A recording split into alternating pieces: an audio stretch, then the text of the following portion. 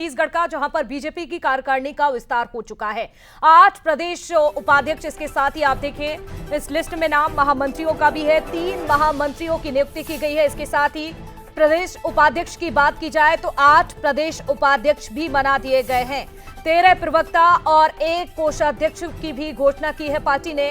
तो रवि भगत पर पार्टी का एक्शन, इन पर पार्टी ने एक्शन लिया है। जहां आपको बता दें, भारतीय जनता युवा मोर्चा प्रदेश अध्यक्ष बनाए गए हैं राहुल टिकरिया।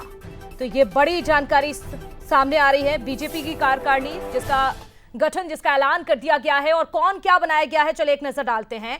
देखिए, प्रदेश उपाध्यक्ष को लेकर सबसे पहले बात करेंगे जगन्नाथ पाणिग्राही, इसके साथ ही रामजी का भी नाम सामने आ रहा है, रंजना साहू, प्रबल प्रताप सिंह जोदेव, और इसके साथ ही आप देखिए नंदलाल जैन और जी वेंकटेश्वर। ये प्रदेश उपाध्यक्ष जगन्नाथ पाणिग्राही, रामजी भारती, रूप कुमारी चौधरी, ये कुछ बड़े नाम हैं। प्रदेश महामंत्री की बात की जाए तो यशवंत जैन, अखिलेश सोनी, ये कुछ नाम है लिस्ट में। इसके साथ ही ये बड़ी जिम्मेदारी दी गई है नवीन मार्कंडे को, जो कि प्रदेश महामंत्री बनाए गए हैं।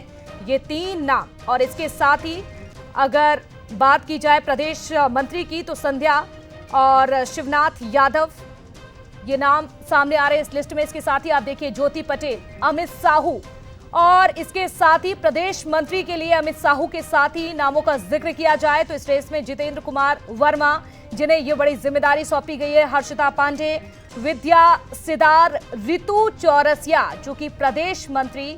पार्टी ने इन नामों का ऐलान कर दिया है और संगठन विस्तार इसी के साथ हो चुका है। छत्तीसगढ़ से इस वक्त की ये बड़ी खबर, 3 महामंत्रियों की भी नियुक्ति की जा चुकी है।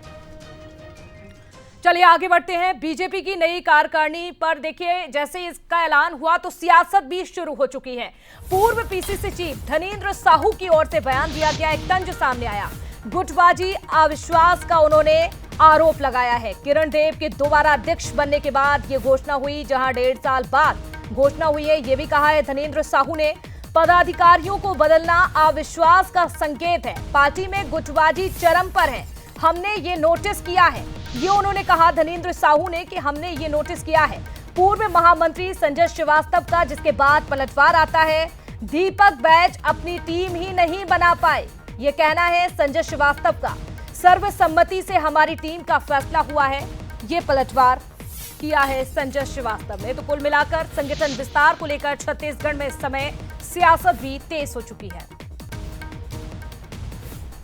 11-10 गुटबाजी और लड़ाई झगड़े बड़े पैमाने पर भारतीय जनता पार्टी में है, वो स्पष्ट इसमें झलक दिखाई दे रहा है। बहुत अधिक आज ये लोग गुटबाजी और झगड़े में ही ले देकर बना पाए हैं।